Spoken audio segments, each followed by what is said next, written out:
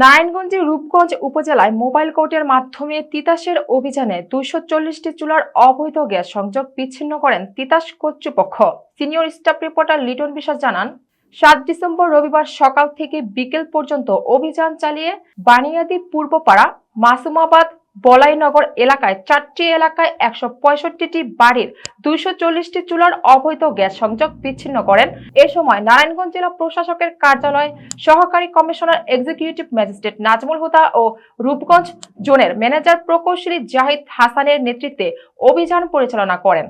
আরো উপস্থিত ছিলেন সহকারী প্রকৌশলী রায়হান কবির ও বিপুল সংখ্যক পুলিশ কর্মকর্তারা উপস্থিত ছিলেন। এ সময় তিতাস কর্তৃপক্ষরা বলেন, রূপগঞ্জে অবৈধ গ্যাস সংযোগ উচ্ছেদ অভিযান পরিচালনা অব্যাহত আছে। যেখানে অবৈধ সংযোগ পাওয়া যাবে সেখানে উচ্ছেদ অভিযান পরিচালনা করা হবে।